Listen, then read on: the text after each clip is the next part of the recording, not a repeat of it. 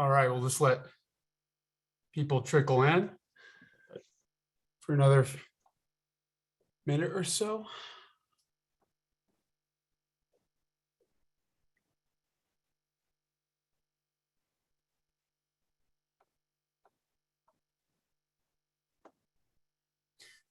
All right, why don't we get started? Hello, everyone, and welcome to today's webinar. Just to let you all know, to sign up for any of our upcoming webinars or view any previous home inspection webinars, you can visit nachi.org/webinars. My name is Jacob. I'm with InterNACHI, the International Association of Certified Home Inspectors. And today we have on Christian Adams with Repair Pricer. Christian is going to talk about targeting and acquiring top agents for your home inspection business. If you have any questions for Christian, please type them up in the chat feature, and near the end of his presentation, we'll answer any questions that you may have. So Christian, if you're ready, I'll hand the mic over to you. Thanks, guys. Yeah, absolutely, Jacob. Thank you. Thank you for joining us today, folks. Good morning. Well, everybody on the East Coast, good afternoon as well. As Jacob said, my name is Christian Adams. I'm the co-founder of Repair Pricer. If you guys are familiar with us, awesome. If not, we will teach you a little bit about Repair Pricer today as well. Jacob, could you set up screen sharing for me quickly as well, so I can pop this presentation up? Yes. 1 second, folks. All right, and I'll get started. All right, there you go, perfect. Thank you.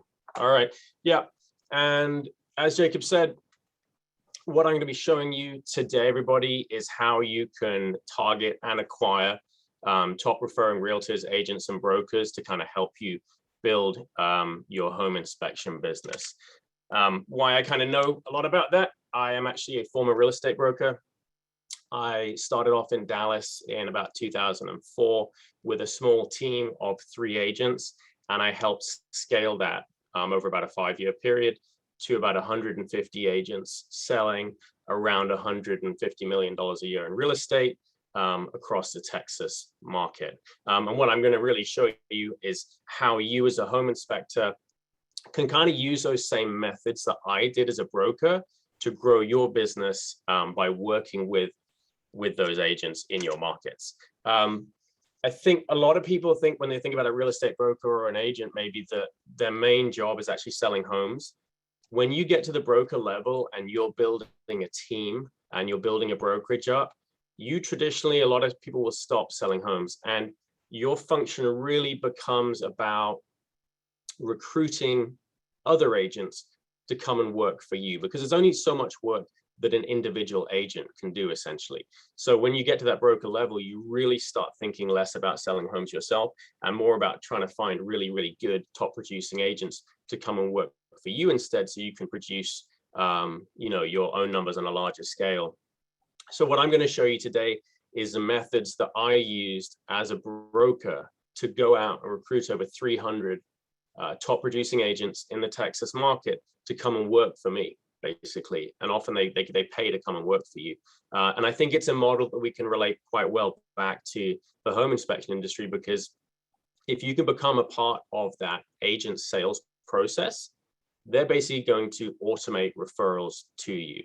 Busy top producing agents don't have time to go out and shop for home inspectors every day. They want a solid partner they can work with on a daily basis. Backing up quickly, sometimes when I talk to home inspectors at conferences and things, they say, I don't like agent referrals. I prefer to work with my own consumers. I completely understand that, but I think there needs to be a division here that's made between bad agent referrals and good agent referrals, okay? The reason that good agent referrals I feel are important to our customers, we work with hundreds and hundreds of home inspection firms across the US, we help them actually build referrals from agents, is these reasons listed here, right? So they're pretty much free. At Repair Pricer, we actually work to go and bring you business from agents, and I'll talk a little bit more about that later, but they don't really cost you anything. If you can actually target and acquire a top referring agent, like I said, they don't have time to shop for a home inspector every day. Once they've found a good provider, they'll tend to kind of stick with you. Agents are also, they're already trained to give and receive referrals. Most top producing agents in the US, will be sending referrals daily across state lines, into cities, to other brokers and agents in their networks. They understand the importance of referrals. Okay. And then those inspectors I've talked to say, I don't take referrals from competitors. Oh, sorry, I don't take referrals from agents. Think about where that referral is going if you don't take it. It's going to go to a competitor that's going to help them grow their business. And I know that when I was a broker and I was an agent, even if a client of mine had gone out and they found an inspector they like, and the website's really good, they can schedule online, the marketing's fantastic, and the reviews are great, they would still come back to me and ask me every time, hey, Christian, do you know this inspector? Do you think they do a good job? They always want their agent's advice because you're so entrenched in the transaction. So just keep that in mind. Even if you are getting business, you could be leaving some money on the table from those agents who say, you know what, no, I've never heard of them, I've never talked to them, I'm not familiar with them. You could be okay, but I haven't really experienced their service. And then for some of you listening and watching as well, in some markets I've found, as we've expanded across the US, the agents are actually the ones booking the inspections, which is a little strange to me coming from Texas. That would never happen here. But in some states and cities I've seen, it's the agents who are actually calling the shots. So you need to make sure that you are at least in front of them and, being one of their preferred providers, so that when they do go and book the inspection, you're someone they consider. So how do you as an inspector find out what's a good referral, what's a bad referral? Okay, that's the trick here. We don't want to be talking to every realtor. We don't have time to talk to every realtor. So we've got to think about using data to do this. Okay, Repair Pricer is an artificial intelligence company. We're a data company at heart. And that's why we use these methods internally to do the same thing. We don't want to work with agents that don't sell homes. Same that a home inspector would not want to spend time with an agent who is not selling homes, because you're not going to get any business from them. So when you look at the good agents, they're busy and they're productive. Okay, they're closing a lot of homes. They have to be busy, right? So they're successful as well. They also tend to be honest and loyal. And I mean the long-term agents that have been in the business a long time. Most of them have built up their business through client referrals. Okay, they're money motivated. To be a top producer, you've got to want to get up at 5 o'clock in the morning and get home at 10 o'clock at night. That's just kind of the way it is with real estate, is you work 7 days a week, often 365. But for all of this to work, they've got to be very organized and systematic. This means they have processes in place. They have CRMs in place, like my company that I had.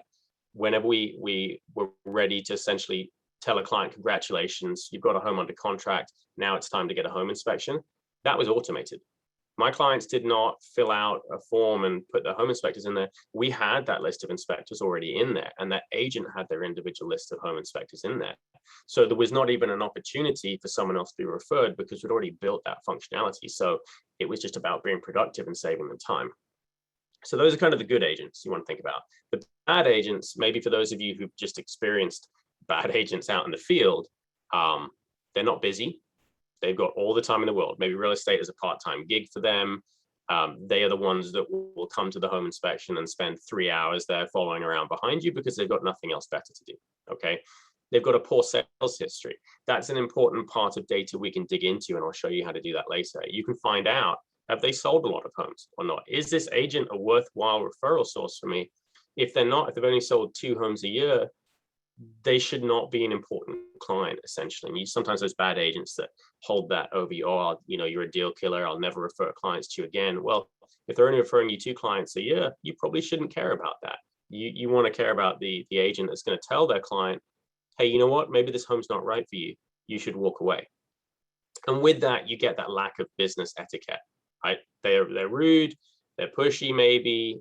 People like that don't tend to be that successful long-term. You have more of a servant attitude, we call it, with real estate to be successful long-term. You have to want to help people. You have to want to help them make the right decision, tell them when it's time to say no and walk away, right? But because they don't do that, they always need to close the deal, right? They're cash hungry. They are not doing millions of dollars a year in commission. And I'll dig into some of the data on that later and show you how dire it is for the average agent out there and how little money they make, and which is why they're so pushy, and they don't view the inspection as a valuable tool. These are the bad agents, remember, and they're disorganized. They will not even know the phone number for their preferred inspector. They won't be in their phone. They won't have a CRM. firing stuff out. They will just be all over the map and probably just tell their client, hey, go find anybody. It doesn't matter. You know, one home inspection is the same as the other, which is, as we know, that's not true. So just understand there are bad referrals out there. There are good referrals out there. What I'm going to show you today is hopefully how to go and get those good referrals, the agents that you want to be sending you your business. Okay. To quickly break down what's going on in the real estate industry too, we've seen a big rise in the 100% commission model recently. What that means is that brokerages have moved from being the way that I had my company's structure, which is the traditional model on the left, right? We made our money from selling homes. I did not charge my agents fees and like technology fees and printing and marketing. We gave them a lot of tools, but to come work for me, you had to be a top selling agent. If you weren't doing $3 million a year in sale, you wouldn't get an interview to come in basically and get an opportunity to come work for us. And I told people, I said, look, it doesn't matter how hard you're hustling. If you're not doing this full time, if you don't have the financial wherewithal as an agent to spend money on marketing, to tell clients, no, it's time to walk away. If you need to close that deal, you're not going to come work for me. You're not going to be a top producer, right? There's a mindset that's different there. We focused on sales, not agent count. That was important. So that's when I say, oh, you know, we only had 100 to 150 agents at a time. It doesn't sound like a lot, but the average agent for me was making 6 figures a year. I liked it that way. I got to I knew the agents, their families. They were having success. We were able to give them health insurance, things like this that traditional brokerages can't do. We had a company that we were proud of. The 100% model that you're seeing, they will hire anybody who can fog a mirror. If they've got the money, if they've got the license, they will literally take their fees and say, congratulations, you're going to make $1 million this year. And they have people that their job is purely just to go and recruit new agents to get fees in. They make their money off fees. This is how they can do that 100% model. They tell the agents, you're going to keep 100% of your commission, and they will convince them that they're going to be successful. This makes that brokerage look bigger than they are, right? You may hear brokers say, oh, we've got 500 agents. Cool. How many homes on average is each agent selling per year, right? You may only have 5% of those agents, 3% of those agents are even selling homes on a consistent basis. But it's easy to be drawn in by these brokerages that look big, that may want you to pay advertising fees and that kind of thing to go and advertise to their agents, and go and do like lunch and learns and breakfast meetings. Oh, there'll be 100 people there. Yeah, but how many agents in that room are actually selling homes this week? How many could actually send me a referral? So just keep that in mind when somebody's trying to convince you, oh, we're a massive brokerage. But like, yeah, but how many homes did you sell last year? So with that, I'm in some of the Facebook groups for home inspectors and things like that. And I talked to everybody on a recent basis. I was in Vegas for the super conference. I'm going to IEB next week. And people will ask me, hey, this is what I'm doing for my marketing efforts right now. Why is it not working? All right. So 2 of the ones that I see consistently touted as a way to get business, which I personally don't believe these work that well in most markets, open houses, right? Open houses typically are staffed by new agents who do not have clients, and they will go sit in an open house for an experienced agent who has the listing with the hopes of picking up a buyer. All right. This is just a tried and true method that agents think works to get business. I did it when I was a new agent. I did actually get my first sale and listing from using this method, but after that, it didn't really work. But you will typically only find new agents. You're not normally going to find the listing agent in that house. And even if you do, the listing agent is not dictating who is actually going to be buying the home and who they're going to be choosing for their home inspector. So just keep that in mind. Even if you do find the agent that's in an open house, they're probably a listing agent, not a buyer's agent. They might specialize in listings, not buyings. And while pre-listing inspections are growing, it's not a big part of most people's business. Real estate office walk-ins. Typically, the person at the desk is going to be an admin, like a gatekeeper, or they're going to be, again, a new agent. So at my brokerage, for agents that wanted it, we did have phone time. They could sit up front and they could receive phone calls on the office phone for a dedicated period of time per day. And what they were hoping to get was either calls from like our Google local number, people looking to list or manage homes, or they were also hoping to get people walking in to set appointments to buy homes and basically get buyers and people like that. These are not the seasoned agents. The seasoned agents that have big referral networks and systemized processes and marketing are not sitting in the real estate office waiting for somebody to walk in, right? They're out doing listing presentations, they're showing homes, they're doing other activities. So my advice personally is this is not a great way to get business. There are better ways to do it. Okay, I'm going to show you how to do that using data. These methods are free. You could do them today, literally sitting here with me, and I could show you exactly how it works. So where do we find good agents? It's data. If you're friends with a title company, title companies typically can run MLS access, and they could actually tell you who the top producing agents are in your market. And they can typically do that by drilling down to the buyer's agents. Keep that in mind. Most people that refer home inspectors are buyer's agents, not the listing agents. Some crossover, and that is market specific too. So a title company can actually give you that information. Whether or not they're going to give it to you, that's up to you and your relationship with title reps. But they do have that information, so know that that's a resource. There's two other really great places. The Zillow Agent Finder tool. Most people in there do pay a small advertising fee, so keep in mind you're not going to see every agent in your market there and their sales history. But if failing that, the realtor.com Find an Agent tool, that's a really good tool you can go to. Both these are free. You log in online. I'm going to do it live with you guys here in just a minute, and I'm going to show you how we can drill down to a market and essentially find out who are the agents who are actually selling homes in my market, what are their names and their phone numbers, their web addresses. These are the people that are actually selling houses, right? These are the ones you want to be talking to, the ones that are busy and productive, and they're going to systemize you and hopefully send you referrals moving forward. With this in mind, it's very tempting as an inspector to do mass marketing. I'm not talking about SEO and review marketing. That's very important. Even if an agent has essentially recommended you, a lot of buyers nowadays will go and check out your online presence. Okay, so just keep that in mind. You're still going to have people look you up. They want to see good reviews. They want to see that you actually have reviews, and they want to see that they can find your website and look at you. So it's going to be more like top of mind awareness. It's branding. It's going to back up the idea that my agent has recommended this person. Let me go find them. Yes, they are legitimate. I really like the way that this looks. Just keep that in mind. Social media too, great for top of mind awareness. They may find you on social media pages. So you should still be doing those activities. What I mean by mass marketing is typically mass email, mass text messaging to the agents. All right. If you look at these figures here, and I ran this very recently last week for this presentation, as of, I think it was last Thursday, in Texas, we had 180,347 active licensed agents. That's insane.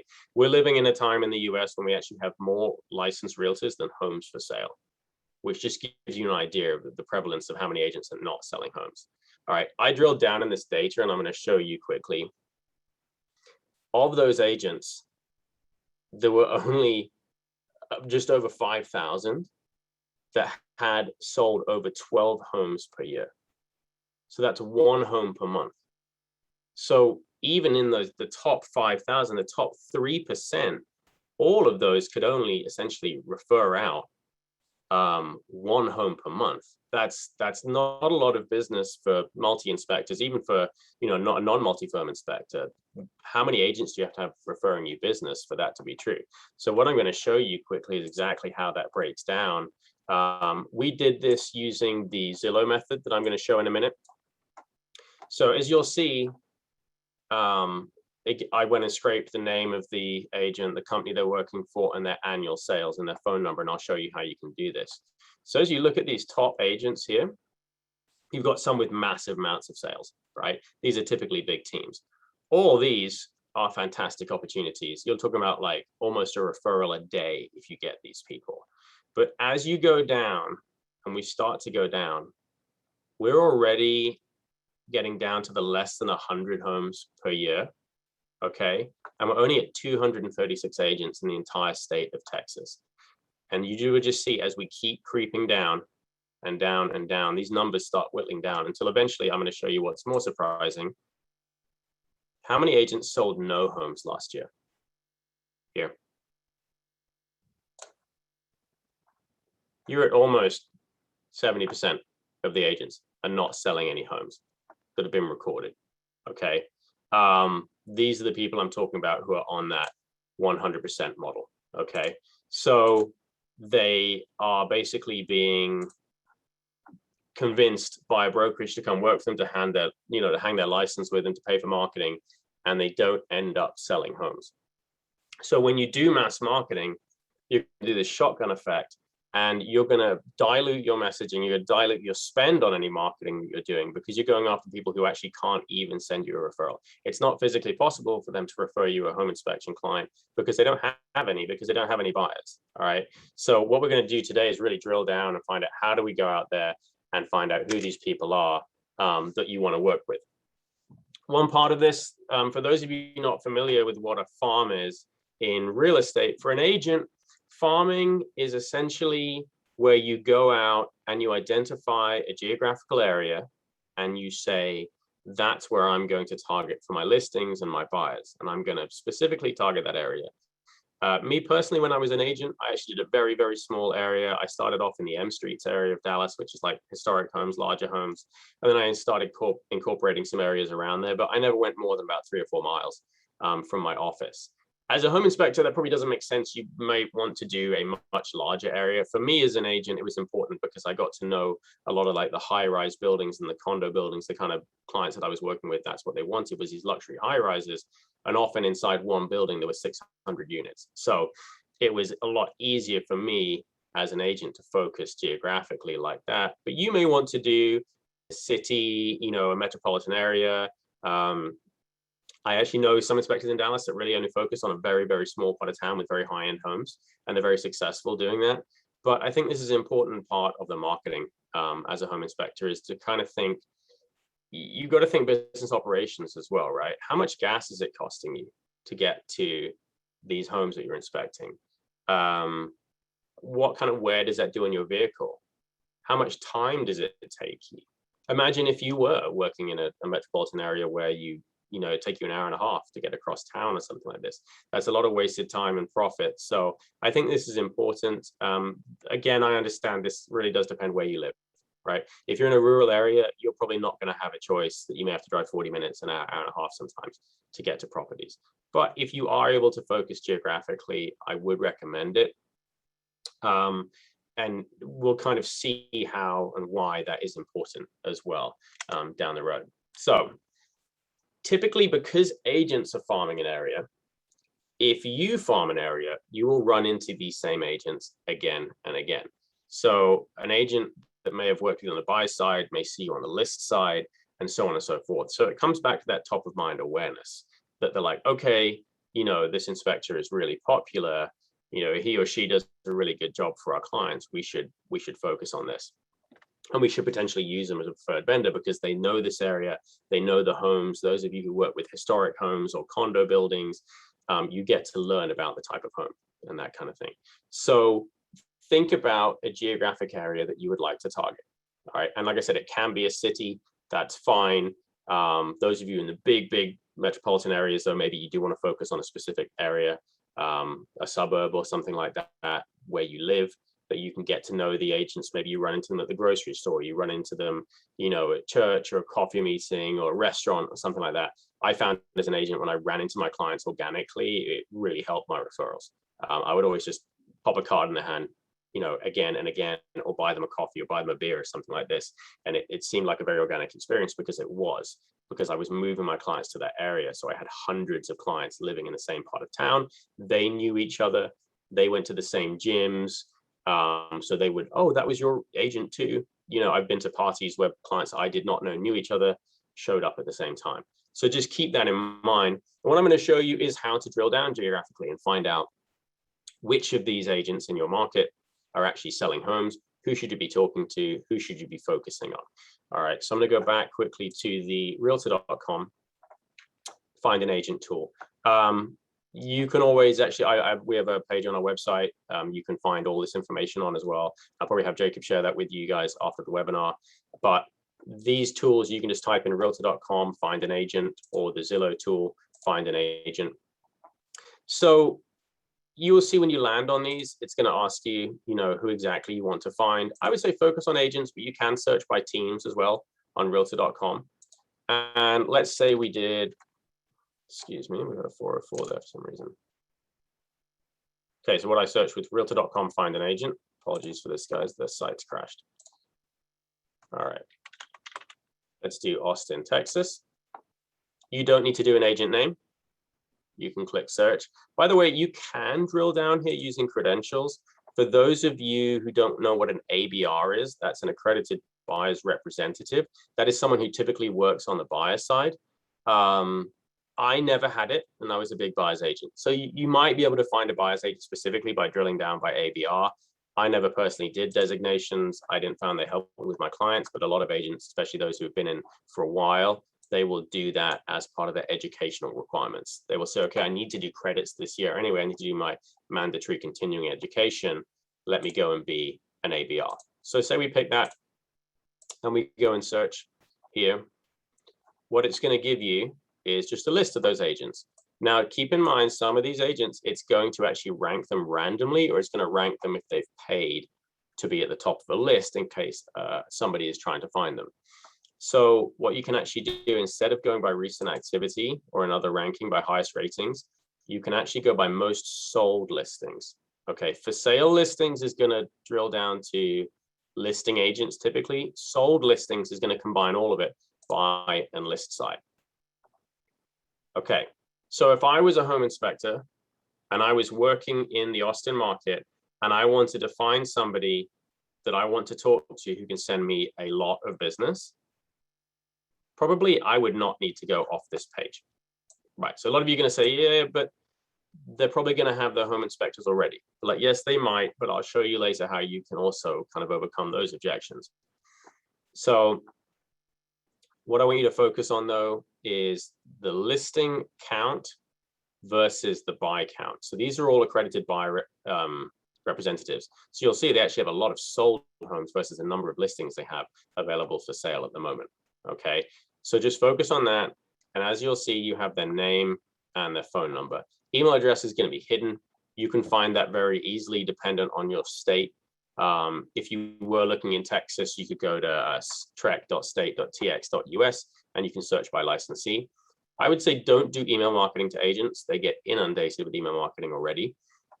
What I'm going to kind of coach you on is to use the channels they use to communicate, but you need to have your curated list. So as I said here, this is where you find this information. It's the same on Zillow. This information is out there for you, right? So you're not wasting your time pounding the pavement, going to open houses and real estate offices where nobody in there is actually selling homes. You're using the tools at your disposal that are free to go here and find the people that you should be talking to. All right. And so once you've done that, I say in here 5 to 50. It depends on the size of your business and how many agents you feel you need to send you referrals on a recurring basis for you, to make money. So the big companies, you may want to go above and beyond this. You're like, I want the top 100 referring agents in my market. That's awesome. You'll notice that I did go by agent. So as a broker, if you would come to me as a broker and said, hey, Christian, I want to earn your business, I'm like, that's fine. But everybody who works for me is a contractor. They're not an employee. Me as a broker, I cannot dictate, or sorry, I'm not a broker anymore, but when I was, I could not dictate to my clients that, sorry, not my clients, my agents, that, these are the inspectors you have to use. I couldn't tell them that.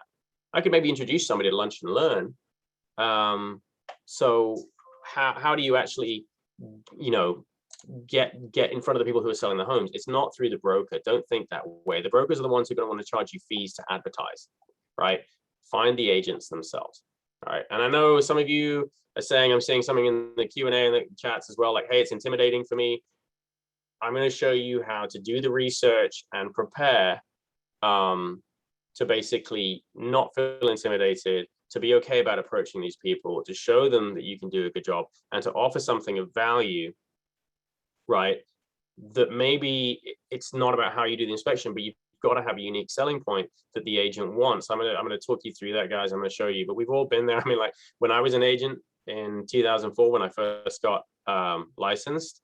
And I didn't have my beard that I did now, and I looked about 15 years old. I had this objection from clients all the time of do you really know what you're doing? And I was a salesperson, so I kind of knew how to overcome that, but it was difficult and it can be intimidating. You just got to get past that and understand that to put food on the table, to be a top producer, you've got to take those steps and you've just got to prepare for this. I'm going to show you how you prepare to talk to these agents so that you're ready, all right, when you do get those questions and when you have those interactions. So first step, be organized, right? Yes, you could just take the information you found on realtor.com and Zillow and put it in a spreadsheet. That's fine. We do that because I also will upload those spreadsheets to our sales teams. We use HubSpot as a CRM. The version we use, because we've got thousands of clients, is not a free version. They do have a great free version that would be probably best for all of you. You can create very clever email sequences, SMS, text sequences, workflows, things like this, tasks to keep you on track. You've got to be organized. If you are not doing this consistently, it will not happen. You have to make this a part of your regular business operations, whether it's you or you have a BDR, a business development representative, okay? Someone can do this for you, all right? If you really are that worried about doing this yourself, find somebody you can partner with. There's a lot of virtual tools and ways that you can do this at the moment. As long as you're using the correct channels to talk to the agents, you will find that maybe you can do conversations via text and meet for a coffee and run into somebody. They've just got to be aware of you and what you can offer them. But you need to do this as a separate activity to your home inspections. So if you're using a CRM for your home inspection clients, that's awesome.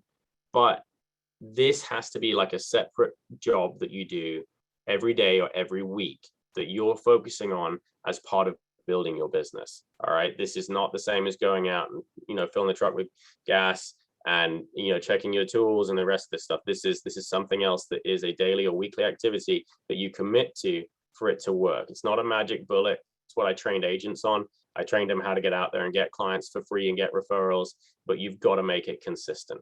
Okay. Going back to the farm concept, what I used to do was drop bottles of wine at the luxury condo buildings that I had my clients in. And normally on a Friday afternoon, I would go in there and I would do bottles of wine or champagne on the counter with the concierge. And I would have my business card and a thank you note on there. And I would leave them lined up along the counter with the concierge. And I would give one to the concierge as well, because they were kind of helping me out, normally sending me referrals as well. What would happen is not clients, but people who lived in the building would walk in on a Friday afternoon and see a bottle of wine for everybody else and their name's not there. And it's immediately this like fear of missing out is what's going on here. But like, oh, it's an agent who works this building. These are just thank you gifts for his clients, right? So it was branding for me, but I did it consistently so everybody would see it and they would like, oh, that's the guy that does that thing. So you've got to be organized about it. You've got to be consistent, okay? While you're doing that, think about what is it that makes you unique, okay? Let's say you're a new inspector, but you used to be a health inspector, or you used to be a contractor or an HVAC tech. Okay, just your experience could make you unique. Maybe you came from the healthcare field, right? And you have a bedside manner that people want to, know about.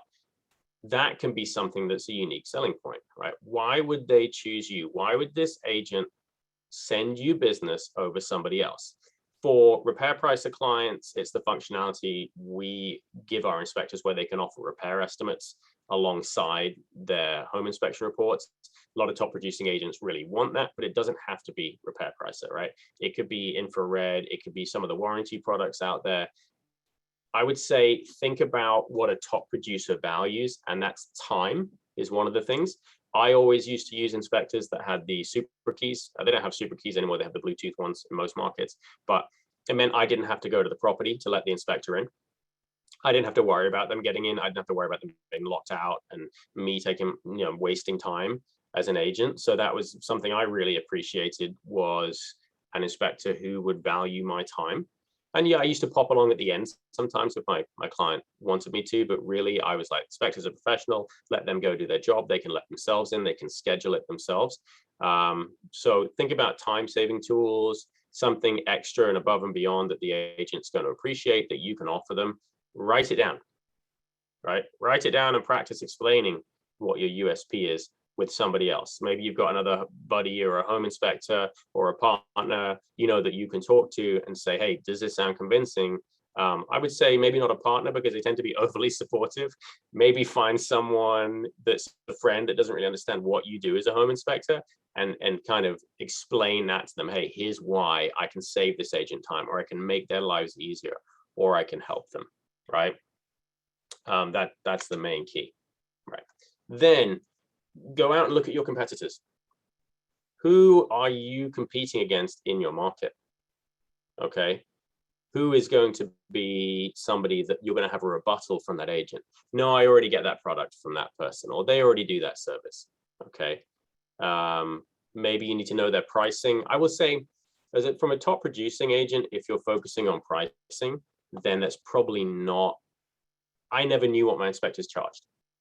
My clients would ask me, I was like, it's around $500. I'm not sure, you need to ask the inspector. It varies by house. So I don't think pricing is a USP. It's not a very good one. Top producers will not, they're not going to focus on that typically. It's not something they talk about. But look at their offerings, look at how they offer packages and products and that kind of thing. And guys, just let you know, I do see the questions down below. Jacob and I talked. I'm quickly going to run through this. I might cover some of those in this talk, and then I will address them at the end as well. We're going to have time for that. So when you're looking at your competitors, you may also find out what they don't have, right? So don't just look at what they do have. What don't they have? What is something you see that nobody else in your market is doing? And what can you offer people that nobody else has? Because that's going to make you stand out. And that's really important for you to do that. Okay, so do take the time to do this. Use Google reviews, think like a consumer, think about the biggest competitors in your market and find out what's something you can do different. Maybe it's because you are, a one-person shop and you've got a more personalized experience. That may be important, especially to the high-end agents. Okay, maybe you focus on luxury homes. You can charge a lot more for the big end, the high-end homes. So just be thinking about that when you look at your USP and your competitors. Just make sure it really is a unique selling point. All right, this is a tough bit for a lot of people. How do you introduce yourself? How do you get over maybe that fear of making that phone call, or walking up to somebody and talking to them? Okay, and just getting in front of them. What's really interesting, I'm going to date myself a little bit here, even though I'm only 39, but when I first started in real estate, we didn't text. We didn't have like the online portals. I had to go pick up keys from real estate offices. I had a Mapsco book. There was no GPS, right? If I wanted to talk to somebody, I would have to kind of call them or actually walk up to them. Nowadays, the preferred communication tool for agents is a text message. Okay. The great thing about that, for those of you who are kind of worried about that sales side of thing, is it lets you do a soft open that sounds exactly how you want it. Okay, I've got some examples of these you can use on our website. Again, we'll post that link with the webinar when we're done kind of recording it and everything. But think about a way to use the channels that the agent is using to communicate. Another place a lot of agents are nowadays is Instagram. It seems to have overtaken Facebook, in my opinion, in the real estate space. You can use social media channels to get in front of agents. It's not going to be hard to find out the Instagram handles of those top agents in your market, because they're going to be using it to advertise. Connect with them, interact with them on social media, comment on their posts, send them a text, send them a LinkedIn mail. Okay. What you do then is you actually have the ability to control your presence in front of that agent. You can polish your social media. You can make your text messages sound how you want them to.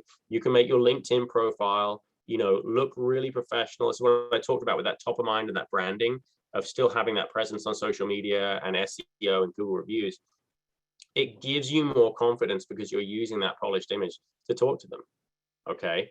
You can even, one thing they teach you in sales is, you'll see here on the Ask for Business section of the slide, it says, who are you using now? Would you use us if?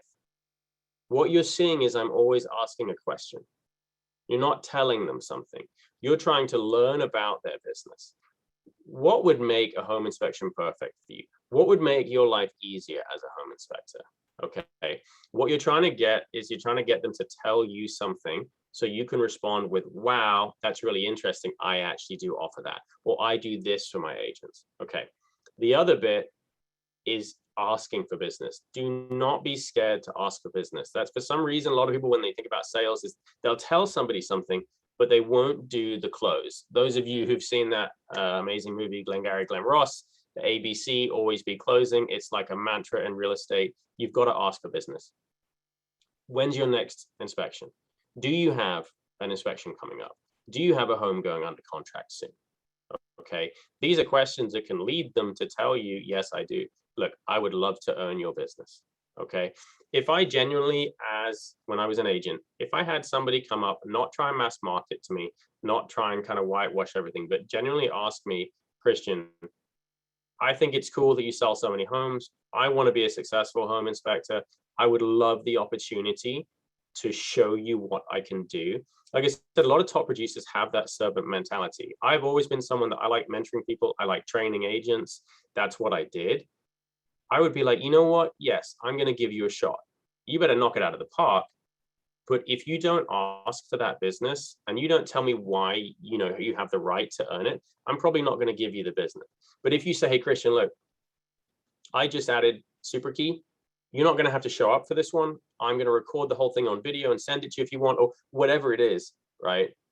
I'm going to get it back to you same day, this USP. I understand the market's tight. You guys have got to make decisions and negotiate quickly. So I'll have the report on site for you, something like this. But like, trust me, right? I will earn your business. If you ask for that, more than likely, let's say even if it's 50-50, 50% of the time, if you've created a polished image, if you've taken the time to do that, identify your competition, identify they're a top producing agent, you're going to hear back from them, whether it's a yes or a no. And oftentimes they may say, yes, you know what? Yeah, okay, we're going to give you a shot. But you have to ask for their business. Okay, if you don't, you're not going to get it. And take a little bit of time to learn about them as an agent. Some of the scripts I have talk about homes they've sold recently, and you can talk to them about, any challenges they found on the inspection report. Was there something that was missed? Anything like this. Not that I'm saying don't go and slate your competition. That's not a great way to do business, in my opinion, but show them that you can offer them something more. Okay. However, doing that once is probably not going to work. It might. You've got to be consistent. You've got to do this all the time. So open with the soft thing of, hey, excited to follow you on social media. I'm a home inspector that specializes in this area. Great to connect. Okay. LinkedIn, it's all about like connecting. Instagram, it's more about fun and humor. Just think about the ways you communicate with these people. Text message is more like, I just wanted to introduce myself, make sure you had my information if you ever are in a bind for a home inspection. So use your CRM. Those of you who are, one-person firms, maybe your CRM has only got 15, 20 agents in there. That doesn't matter. You need to be organized about it. Be consistent, be scheduled, show them you're professional, right? That they didn't just hear from you once, that they hear from you consistently, that you still want their business, you want to earn their business. Add these extra channels I called about, and not all the time. It doesn't have to be all about winning their business, but remind them of your USP. Just remind them that you're there if they need you, okay? And just don't drip emails and things to them. If you're doing 15, 20 people, it should be easy to keep up kind of organic conversations with them. And again, going back to remind them, what is your unique selling point? How can you help them overcome challenges? And how can you help save them time in their business? Because the one thing an agent and a broker cannot get back is time. You can't buy it. But if you can do something that lets them spend more time with their family, or prospect more, or list more homes and do more presentations, or be out with buyers more and be less frazzled, that's going to be something that they appreciate. So just kind of be thinking about that when you do this. All right, I'm going to dive into some of the questions quickly here, folks, and just have a look at that and see what we have. So, all right. So yeah, so Paul here was asking kind of something I covered a little bit earlier. As a new inspector, he's struggling with the concept like targeting those top agents. How do you convince them they do have the preferred inspectors already? Just remember, a lot of those preferred inspectors will sometimes be booked up. When you're newer, what's really funny is that your USP may be that you have availability. All right. That could be something that's going to help a busy agent. You look at the Dallas, the Austin, the Houston markets, a lot of the California markets, North Carolina, Atlanta, some of these big areas we work with. there's a very short period of time, okay, to actually get the inspection done and renegotiate or talk about the contract. You could let people know, hey, I do next day inspections.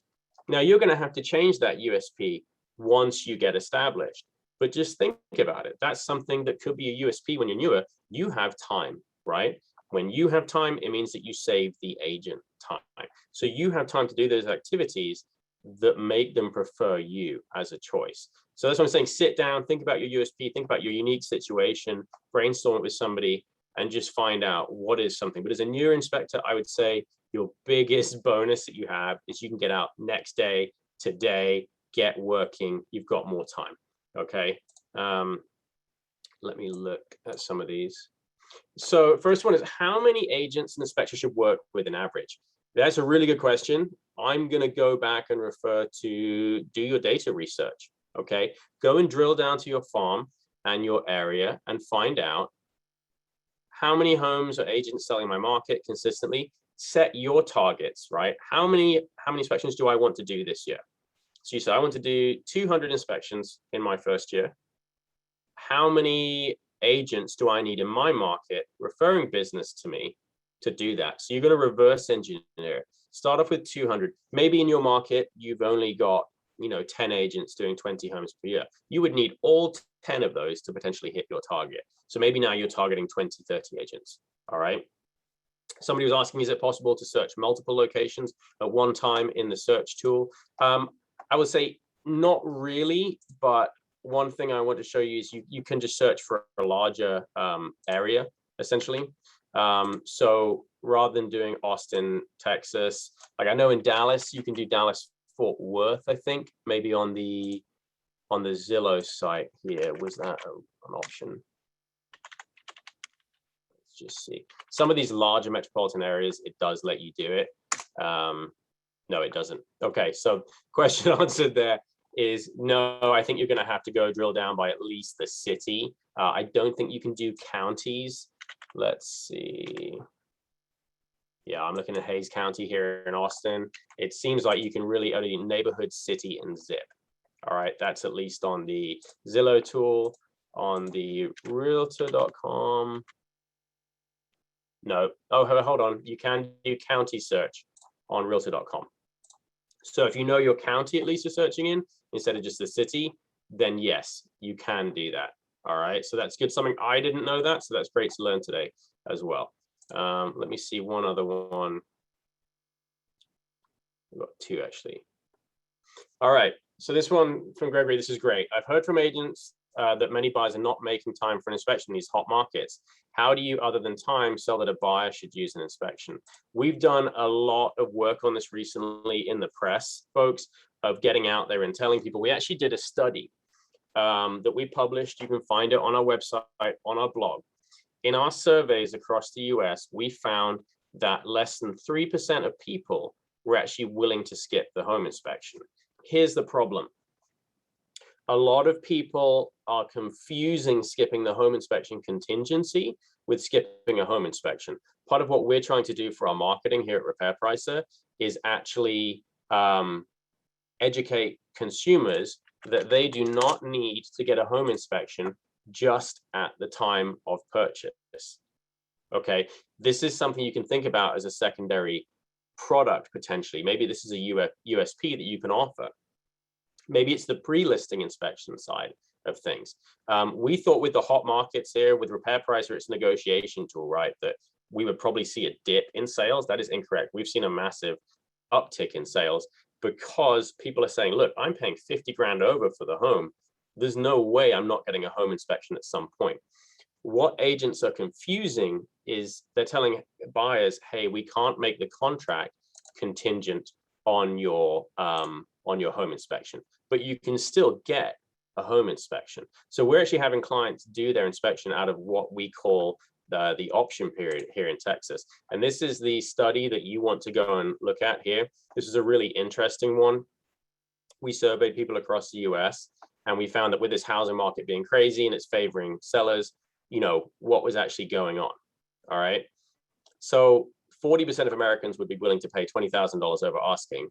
30% of Americans would be okay bribing somebody to get their dream home. I thought that was amazing. But here, only 3% of Americans would actually skip a home inspection altogether. Think about how you can find out if there's times other than that inspection period that you can market to buyers and agents to get a home inspection. Buyers still need to know what's going on with that house. And you're one of the few experts that can actually go in and tell them exactly what's going on and what do they need to take care of. The concept to me of a client buying a house without a home inspection is horrifying. You can go read our national study as well and see like the information we bring out on what's showing up in home inspections in our top 10. It's basic things like smoke detectors and just things that you really should be fixing that's not expensive. But just think about how else can you get somebody to get a home inspection, even if the contract is not contingent on it. So let me just go. There was one more question here as well. So from James in Nebraska, we have home selling without inspection. That's a lender. Yeah. So this comes back to the same kind of thing. How can you go and find out and use data to get in front of clients to get a home inspection after the fact? Super easy, guys. Use these same tools, Realtor.com and Zillow. Set yourself up on Redfin, okay, for free with an account to get an alert when a home sells in your market, in that market, okay? Very easily create some marketing pieces. You know, didn't get a home inspection? It's important to get your home inspection. Here's why. Reference our national studies, educate people, and you can get something as easy as a door hanging service or really dedicated direct mail that you could sit down. Let's say you need 30 homes per month, right? 30 inspections per month. Sit down, write a marketing letter that's very genuine, that goes to the homeowner, you know, dear, whatever, you can pull their name from the tax record. In this hot market, it appears a lot of buyers are skipping the home inspection during the purchase process. You know, ABC inspections, that concerns us. There's a lot of safety issues that you should be thinking about when you buy a home. We do a post-closing inspection. Here's the pricing. I'd love the opportunity to earn your business. Just think that you can use this data that's out there that you can get for free. It will tell you every home that's sold in your market. And if you suspect that people are skipping the inspection, go direct to the consumer after the closing, right? It's very easy to do. We did this using data basically to get listings. We looked at when people were most likely to move. For you folks, you know they've already moved. They've already closed on that home because it's been changed to closed status in the MLS. So you know there's a high chance that they didn't get a home inspection. Go after them, educate them, and let them know they can get a home inspection after closing. And that's something we're doing on our side with Repair Pricer to help educate the public. We've had a piece in the Washington Post and the New York Times recently trying to explain to people that it doesn't just have to be during the purchase process. So, so this one's from here. How do you price the inspection service? Honestly, unfortunately, folks, not my area of expertise. We work with home inspectors all across the US, and it's very, very different depending on your market and the products that you offer. As an agent, like I said, I don't really know what my home inspectors used to price their services for. It was very different across the board. It was not something I told my clients because I understand that pricing changes all the time as well. So I would say try not to use your price as a USP. What you're going to get is the bottom tier of people that probably care about that somewhat. Your top producing agents, it should not be a concern for them. Like I said, I've got plenty of inspectors we work with that only work with very high-end homes. That's their farm, is luxury markets. And the buyers are more than happy to spend $1,000 for a home inspection when they're spending $3 million for their house. So I would say definitely look at the socioeconomic groups in your area and what they can afford, you know, what are salaries and that kind of thing and what's typical. But you've also got to make money as a home inspector. And I don't think you should have to price yourself out of the market or use price to drive referrals if you're using this method. If you're going direct to consumer, that could be a concern. But I would say if you're going to agent, price should not be a major factor. So guys, what I will do, there's some ask for requests on these data things. Like I said, I do have an article on our website. You will be able to find it on this recent articles page. If you go to repairpricer.com, I will make sure that gets updated, okay, as well with any extra information that I've put today. Most of it's going to be there for you.